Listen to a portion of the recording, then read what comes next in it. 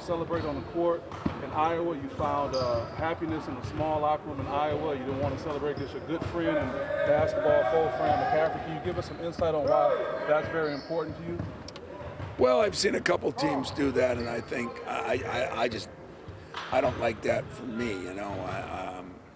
That doesn't mean it's right or wrong, but we'll celebrate when we're supposed to celebrate. I mean, you probably saw, at Thursday night, we were all together, and that's what we did, and we didn't release it till after we won, for sure, the regular season, and they released that. But the real celebration will happen, when the game's over on Sunday, because that's just the way it's supposed to be, win, lose, or draw. And I've just always believed that.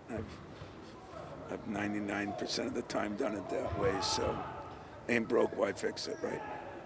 Tom, Jace has made a case for being freshman of the year. Can you reflect on how rare it is to have a freshman as calm, consistent, and efficient as he has been? Larry, that is a good question. That leads me into what I wanted to do, and that's this. Jace paid his dues.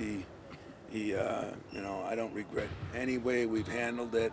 He's fresh now. A lot of these freshmen are going the other way, but there can't be many guys that I've even coached that are as efficient and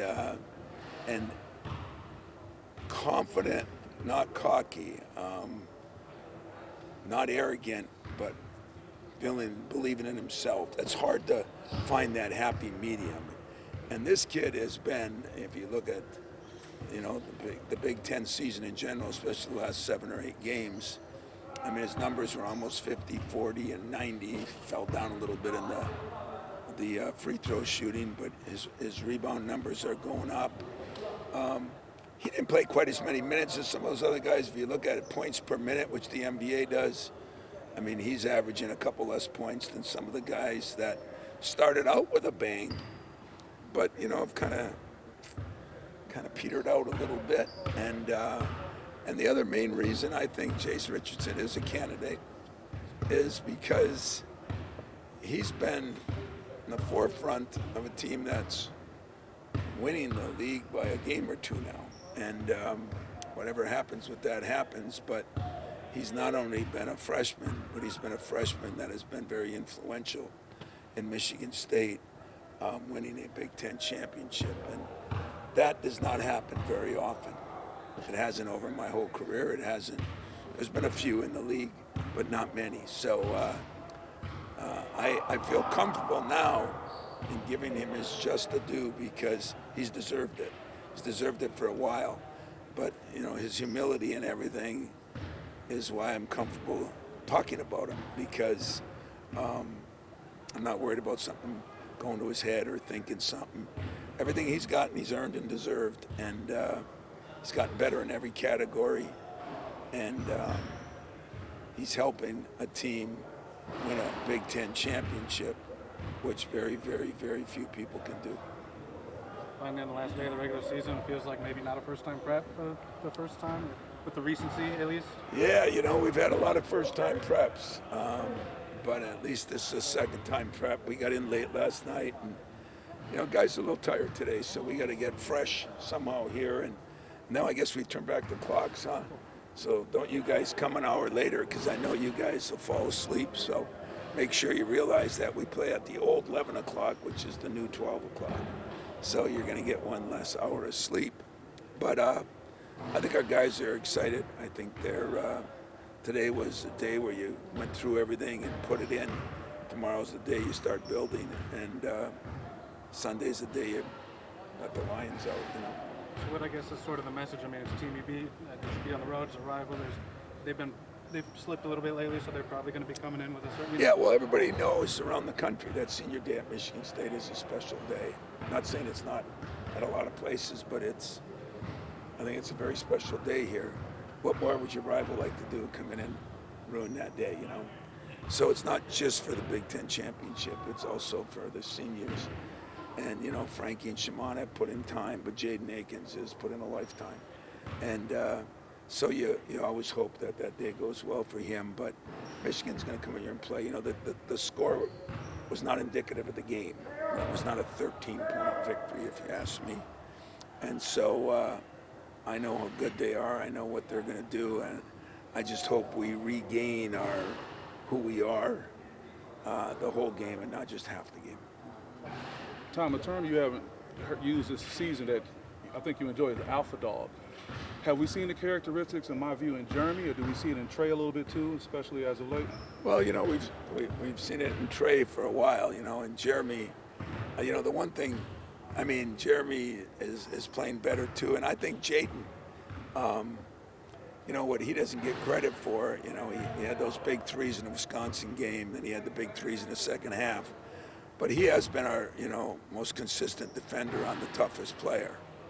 And, Trey has also done a very good job. Coop's done a good job on that. So I don't know if we have an alpha dog, but we have definitely, Jace has been a guy we've gone to more lately because he's been able to do it off the dribble or with the shot. Jaden I still think his offensive stuff is coming and his defensive stuff has been really good. So, why change now? We've been a team-up committee the whole year. We have one game left. It's not been something that has been broken, so we'll just keep doing what we do, and that's what we do. Can you expand on those three seniors and what Shimon and Frankie have brought this year and the ways that you've seen Jaden grow over the last 4 years? Shimon has been interesting because he didn't even play a lot, and at 7 foot, he's created some things that have been really good for us. He's clogged up the middle. He's been able to defend big guys. That our league has got a lot of big guys this year, which is surprising. But he's also improved so much in his free throw shooting, catching the ball. I think he's made great improvements. Frankie, we all know, started when he came here and been a little bit rougher, but he's the one that got us off to making so many free throws and getting fouled more, and that was something that we carried on. And now he's starting to rise back up. It's been a long year, and some of these guys are up and they go down. And that's maybe been the beauty of Jace. He's just kind of steadily and slowly climbed because I think he's fresh. And in Jaden, like I said, anybody who has a son want him to be Jaden. I would. Phenomenal student. He's a very good basketball player. Yes, he's been in a little bit of a slump part of this year, shooting the ball, but it hasn't affected his defense. It hasn't affected his workouts. He definitely works as hard as a lot of players that I've had that have ended up, the Denzel Valentines of the world and the Miles Bridges and the Gary Harrises and those guys, Jaren Jacksons, that work their tail off. This kid works his butt off every day, and I'm excited for his future, but I like the immediate future better because we got a big game Sunday, and then we got the Big Ten tournament, and we got the NCAA tournament. A lot of basketball left for Jaden, and the better Jaden is, the better we'll be. Tom, a question about Jeremy. A lot of basketball left to play, but can you reflect on the season he's had and how key he will be moving forward? Yeah, well, when you look at Jeremy too, they always say that your best basketball gain is between your freshman and sophomore year. He didn't have one. And so it's really amazing, what he's done. It's been frustrating for him at times and us at times because it doesn't just come as smoothly. But when you have that much time off and go through what he went through, the injury, I think he's done a hell of a job, and I think his best basketball could be the rest of this year, and his best basketball definitely will be after a summer of really getting a chance to get better with his game. That'll be a big key. When you talk about Frankie, how have you seen him navigate this season in terms of, probably came in with certain expectations, it's looking a little different, but lately it seems like he's also found a comfortable role to help you guys win games. How is that whole process? He has, and the other great thing about Frankie is he never won a lot where he was. And he's so excited about winning a Big Ten championship and some of the arenas he's played in, not an entitled kid, and I love that about him. So, did it go exactly like he'd like? Probably not. But has it been good in a lot of ways? I think so. And he's been playing better as of late. So great time to be getting better. And we got more than a couple guys that are getting better as of late. Coach, with Frankie and Shimon, it's one thing for a high school coach to choose you because, of course, they can transfer. But for a guy to choose you for their final year, what does that mean to you? Well, it means more than I really even think about, because this is a new era for me too, and you bring up a really good point. Somebody is saying, hey, this is my last year, I'm going with you. And I'm going to start looking at that a little better than I have, because it's something never really dealt with, so I've never really thought about it. But I'm hoping they're glad they came here, but I'm glad that we got them. And they've both been, I think they played in every game. They've both been steady part of our success this year. You talked in the past about how one of your concerns with the portal is, are guys going to be able to go back places and where? Do you feel like you've created an environment where Frankie and Shimon know this is a place they can come back to? Oh, definitely, and maybe others do too. I don't know, but I definitely think that they'll be back, and that happens when you have a special bond with your teammates, and you bond with the players that came back. Like when Draymond and those guys came back for Grind Week, these guys all get to spend time with them, and that's how you speed the process up. That even though you didn't spend 4 years, and we'll continue to do more things like that to try to navigate this world that we're in, because I think it's a difficult world for these players. I know you've respected Jaden's work ethic and everything since he's been here, and for him to be able to leave with at least a title to his name now, I know he's been striving for these things, and as a senior, to get a piece of something for him, what do you feel in that respect? I think I felt better for him than anybody, because I know what work he put in this gym. I know what he's done here. I know what he's all about. I know even when he was struggling, he's still our leading scorer. I know when he was struggling, never complained about anything. Jaden's a unique kid, and I think there's going to be a lot of good things in Jaden's future. I really do, because anybody that works his hard, I think sometimes he puts too much pressure on himself. That's normal for guys that are driven. But yeah, I'm happy for Jaden. He leaves with something, as Mateen Cleave said. When we were at a reunion and all the guys, oh no, only the champions get to stand over here. He didn't mean just national championship, Big Ten champions. And Jaden's in that circle now. He seems like a guy that cares about the program's culture, history, and that type of stuff. Yeah, he definitely cares about all that, and he'll be back a lot.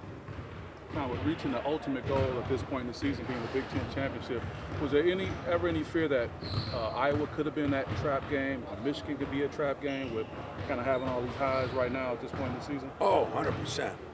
And that's what I'm most anxious to see.